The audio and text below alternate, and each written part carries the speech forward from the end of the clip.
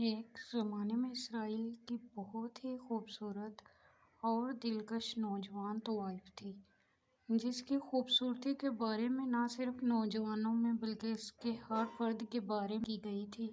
شہر اس سے محبت کرتا تھا۔ وہ 100 دینار لیتی تھی۔ وہ ایک شاندار محل تھا جس کے تحت کے ساتھ قیمتی موتی اور ہیرے بنے ہوئے ہیں۔ محل کا دروازہ کھلا چھوڑ دیا گیا۔ وہ محل میں بہت عیاشی میں بیٹھی تھی۔ انداز اور اس کے غلام اس کی خدمت میں تھے۔ اسی دوران ایک نوجوان متقی آدمی وہاں سے گزرا۔ اس کے محل کے سامنے نوجوان کی نظر عورت پر پڑی اور اس نے اسے گھورا، لیکن فوراً سوچ کو جھٹکا اور آگے بڑھا۔ وہ قصبے کا رہائشی نہیں تھا۔ وہ گھر آیا اور عبادت شروع کی۔ یہ اس کے دل میں پوشیدہ تھا کہ وہ اسے بھول نہیں سکتا تھا۔ جب اس نے مراقبہ کیا اور تسبیحات پڑھی تو اس کا دل عبادت میں بالکل محسوس نہیں ہوا۔ وہ روزہ بھی رکھا، لیکن اس سے محبت ہو گئی۔ اس نے اپنے آپ کو تکلیف دی اور خود کو بھوکا رکھا تھا اور کئی دنوں سے پیاس لگی، لیکن یہ بیکار تھی۔ اس کی یاد نے اس کے دل کو کبھی نہیں چھوڑا۔ آخر اس نے سوچا کہ جب اس خوبصورتی کے خیال میں اس نے اپنی زندگی کھو دی تو میں وہاں جاتا ہوں، لیکن اس کے پاس تھا ایک مسئلہ۔ وہ ایک رات میں 100 دینار لیتی اور یہ غریب نوجوان دریا پار کر جاتا۔ ویسے بھی محبت میں آگ اس خوبصورتی کو پورا کرنے کے لیے اس نے اپنا تمام سامان بیچ دیا اور وہ وہاں پہنچ گیا۔ اس طوائف کی دہلیز۔ اس نے طوائف کے شاندار تخت پر بیٹھ کر بات کی۔ تھوڑی دیر کے بعد اب دوران گفتگو اللہ کی محبت غالب آ گئی۔ اس کی طرف دیکھا۔ میں اس کے ساتھ زنا کرنے آیا ہوں۔ اللہ تعالیٰ کا ہونا ضروری ہے۔ مجھے اس عورت کے ساتھ بیٹھے دیکھ رہے ہیں۔ وہ سوچتے ہوئے کانپنے لگا۔ اسے دیکھ کر حالت عورت نے کہا، اس سے کیا ہوا؟ تم کانپ کیوں رہے ہو؟ اس نے کہا، میں بے ہوش ہو رہا ہوں۔ اس نے کہا، جس مقصد کے لیے آپ یہاں آئے ہیں اسے پورا کریں اور جائیں۔ اس نے کہا، نہیں، یہ نوجوان کیسا ہے؟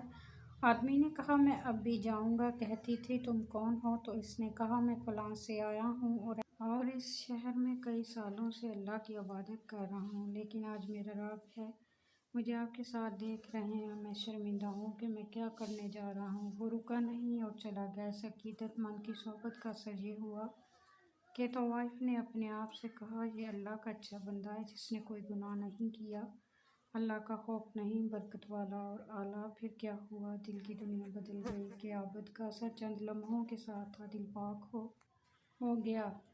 میں گناہ کرنا چھوڑ دوں گا۔ میں اپنی بہنوں اور بھائیوں کو بتاتا چلوں کہ یہ نبی کریم صلی اللہ علیہ وآلہ وسلم کا دور تھا۔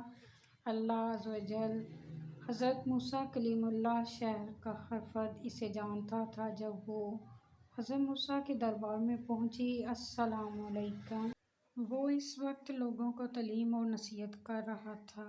اس عورت نے بھیجا اس کا پیغام کہ فلاں فلاں فحش اللہ کے نبی سے ملنا چاہتی ہے۔ وہ تھا بے وقوف۔ جب اس نے موسیٰ کو اللہ کا کلام پہنچایا تو اس نے اسے غلط طریقے سے پہنچایا، جس نے اسے عظمت تک پہنچایا۔ بہرحال یہ اللہ کا مقصد تھا۔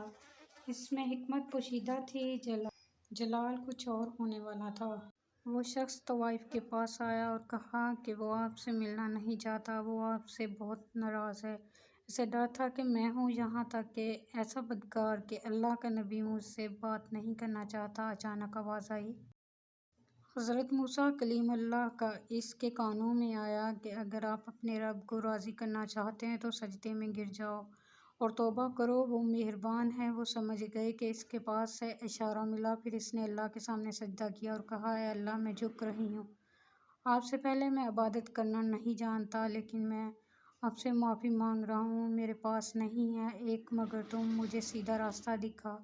حضرت موسیٰ علیہ السلام کا وہ صرف سنت کی برکت سے لوٹا گیا تھا۔ وہ پاک تھی۔ صبح میں نے سوچا کہ اب مجھے اس قصبے میں نہیں رہنا چاہیے، کیونکہ یہاں ہر کوئی جانتا ہے مجھے ایک عورت کی حیثیت سے اور یہ لوگ مجھے زنا پر مجبور کریں گے۔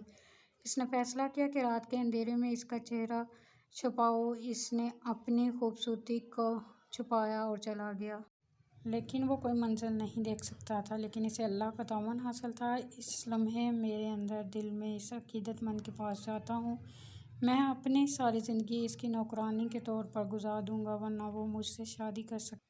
وہ اس قصبے کی طرف چل پڑی، سفید تلاش کرتے ہوئے وہ اس قصبے میں اس کے گھر پہنچی اور اپنے والدین سے کہا، میں اللہ کے ایک ایسے مذہبی بندے سے ملا ہوں۔ کہا وہ شاذ و نادر ہی اپنے کمرے سے نکلتا ہے۔ یاد رکھنے اور عبادت کرنے کا رواج ہے، جب وہ اس کے کمرے سے باہر آؤ، اس سے ملو، اس کے ملنے تک انتظار کرو۔ وہ انتظار کرنے لگی۔ ایک طویل عرصے کے بعد وقت کے ساتھ وہ پاک کمرے سے باہر آیا۔ اچانک اس کی نظر اس عورت طوائف پر گئی۔ اس کا چہرہ دیکھ کر سب کو یاد آیا کہ جب میں نے عبادت چھوڑ دی وہ کتنا برا وقت تھا۔ اس کے سامنے بیٹھا اور زنا کرنے جا رہا تھا۔ جیسے ہی اس نے یہ سوچا، خوف اللہ سبحانہ و تعالیٰ اس کے دل میں جاگ اٹھا اور اس نے کہا، اس سے میرا ایمان خراب نہ ہو کہ اس کی موت پر عورت اور تمام خاندان بہت غم زدہ تھا۔ 3 دن بعد عورت نے پوری کہانی اپنے گھر والوں کو بتائی کہ میں وہی ہوں، میں یہاں اس لیے آیا ہوں، سچی توبہ کی، میں اس کی نوکرانی بن کر آئی، لیکن وہ مجھے چھوڑ کر چلی گئی۔ اس کا خاندان عقیدت مند نے کہا، اگر آپ نے واقعی توبہ کی ہے اور دوبارہ گناہ نہیں کریں گے